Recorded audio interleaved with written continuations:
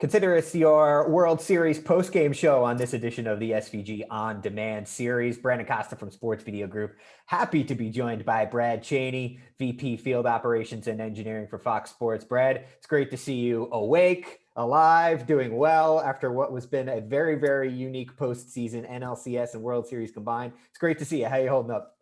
Everything's really great. We're really excited to be the team's finally wrapping out in Arlington with the final bits of shipping today and the final bits of our upper compound being pulled out and taken down. But it was a really great series. It was a great NLCS. It was a great NLDS for us, and the people of Texas were amazing hosts. So yeah, please, I would love to get more into the uniqueness of that single location of Arlington. You guys are used to splitting between as many as 3 or 4 cities when you combined both an LCS and a World Series.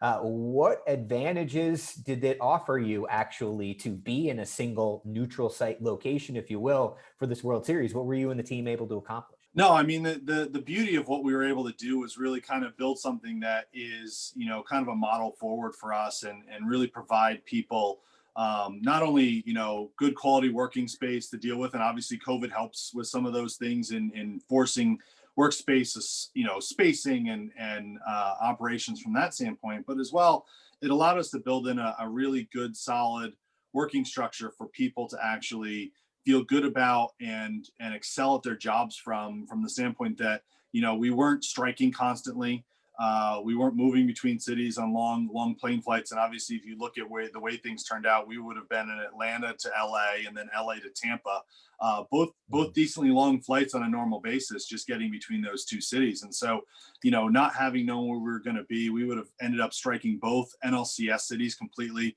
moving trucks kind of into the middle of the country and pulling them back again. It would have been kind of a very interesting scenario that we were looking at, kind of heading into the postseason. So and into the World Series. So it was nice to be in one location. It was nice to be at the brand new Globe Life Park in Arlington. The Texas Rangers built a phenomenal facility with just some amazing interconnectivity. So it really allowed all of us to be at the forefront of the technology that we wanted to be at, not having to run extra cable and do extra things. That place was really, really well suited for all of us. All right, well, let's dig into a little bit of what some of the live game broadcast looked like. As you mentioned, some gorgeous visuals that came out for some various cameras and camera angles that maybe you previously had never been able to do in a baseball environment. Over the past decade, maybe even more, high frame rate, high speed cameras have kind of been the staple on big time Fox baseball broadcasts. Still the case here this year, but how did it expand? How have you guys continued to grow that effort? Yeah, so I mean, obviously, being in one spot gave us a little more access to equipment. Not having to have it duplicated up in 2 cities. So we were able to kind of pool our resources here in Arlington, and as we've made this march forward in the last season and then into this season of being 1080p HDR production in HLG 2020. From that aspect, obviously, it limits down the amount of equipment that's really actually out there and available to do that, and then also do it in high frame rate. And so, we really went to the next level in trying to make sure that we could get our hands on the right amount of equipment and put it in the right places. And when you talk about game coverage, we had over 21 cameras at above 6x high frame rate, and so that's a really big number, overall. And then you add in that there were only actually 4 actual game cameras that were not running in 6x or above.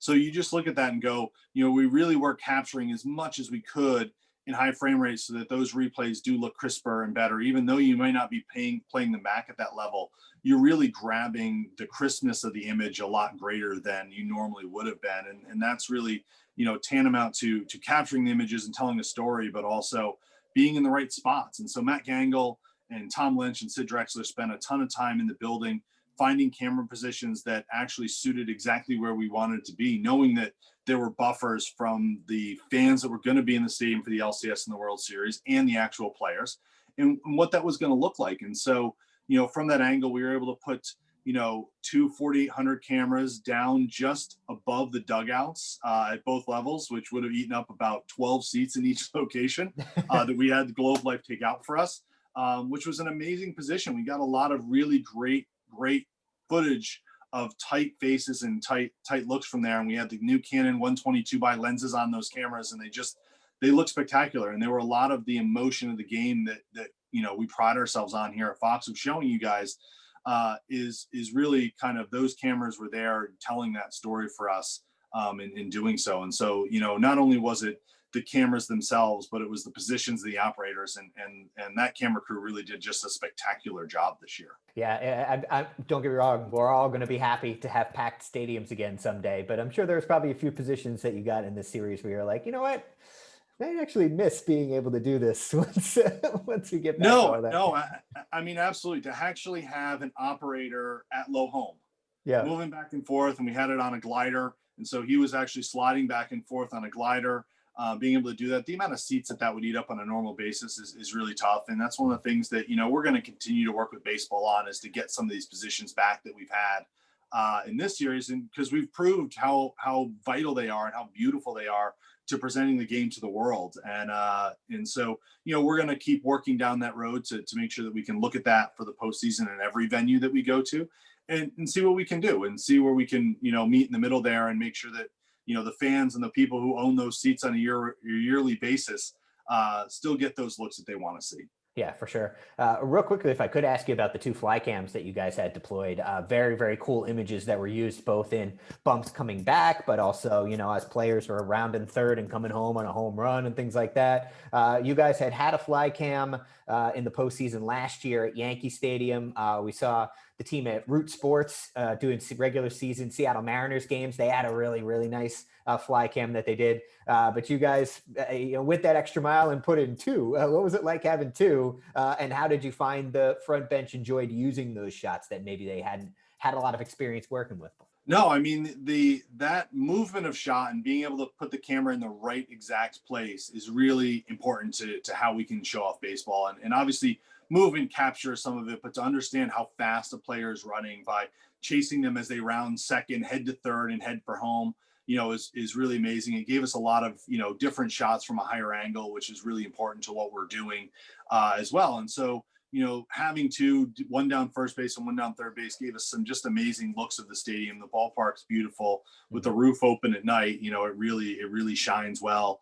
And so, having those fly cams was really important, as was having a camera we called Sky, which was actually a robo mounted underneath the scoreboard out in right field, out kind of almost towards center. And that overhead view of what was going on was really spectacular. It's a view that we've had of home plate on a regular basis, but it's not a view that we've had that actually can cover the field and move stuff. And so the guys at Fletcher and our ops, led by Pat and then Matt, those two guys, took it upon themselves to find these positions with Matt Gangle and Sid and Tommy, and just really kind of found us some amazing shots. And that was, a really amazing look for us throughout the time, was having those three high looks looking straight down on the field to really tell you what happens in real time, kind of like you're watching a video game. Very cool. Would be remiss if I didn't ask you about audio. Joe Carp and the team obviously did another fantastic job, but under different circumstances than you're used to. I mean, they're fantastic at grabbing, the pop of the glove, the foot hitting the bag, the crowd noise.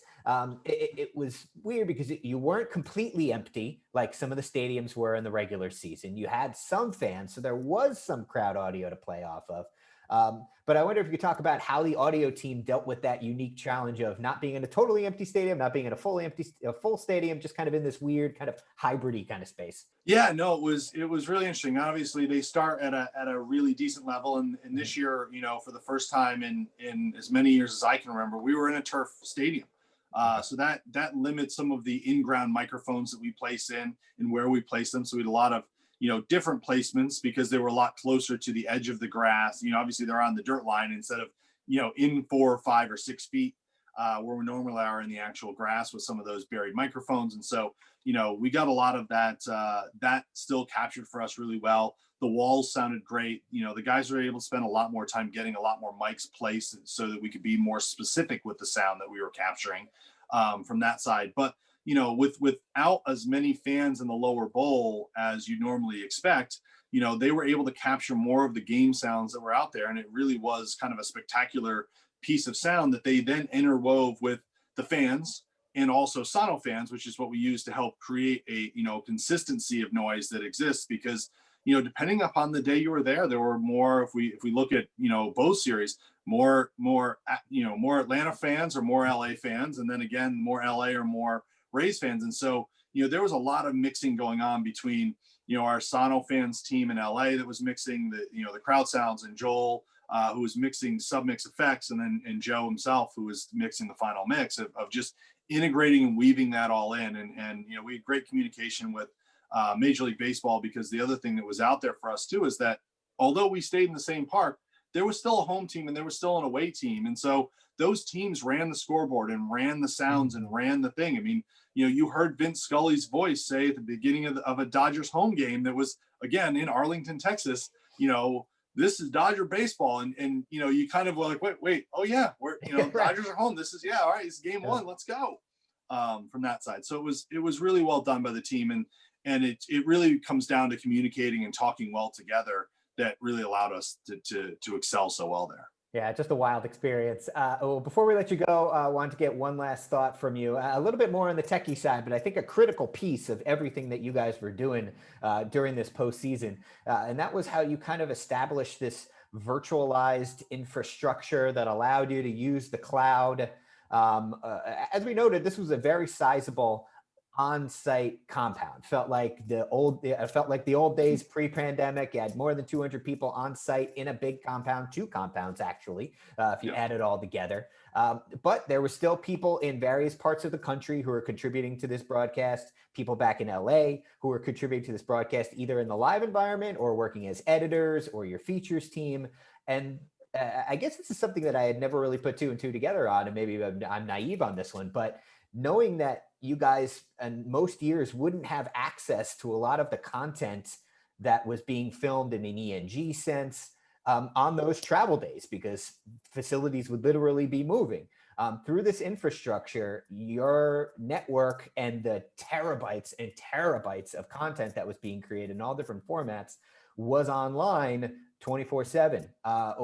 What amount of a step is that for the team for these kinds of events, where you can have people literally from anywhere in the country accessing all of this content literally whenever they want? No, I mean, it really was a giant step forward for us, and it helped us tell a lot better stories and make them a lot more crisp and clean and understandable to everybody. And so you look at pieces like our pitch sequencing data, where we're rotoscoping balls and showing you where pitches were coming in and where bats are moving and against, pitchers, and how those things changes against batters directly, all the way through all the feature pieces that we do, and having that material available and online.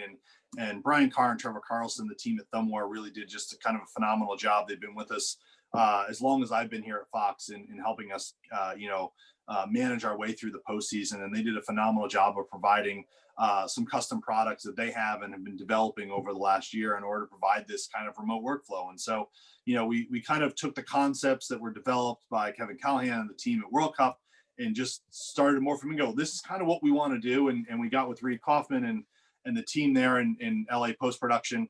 And they, really kind of said, put their stamp behind it and joined us on this endeavor. And so we moved more media, did more things than we've ever done before in the postseason, and we accomplished more. We got more done.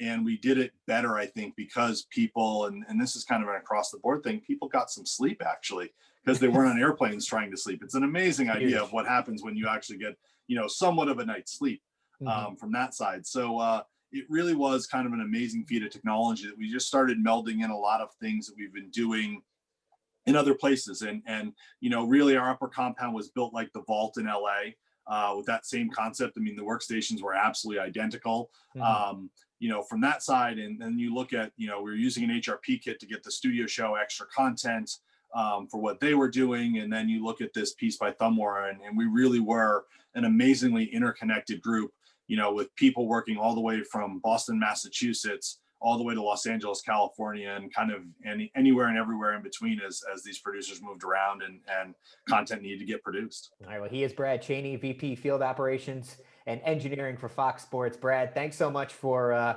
taking the opportunity to reflect on what was a really, really fun World Series to watch. We had a blast, and you guys did a fantastic job with it, you and everyone at the team. So kudos to you on a fantastic Fall Classic, and thanks for joining us here today.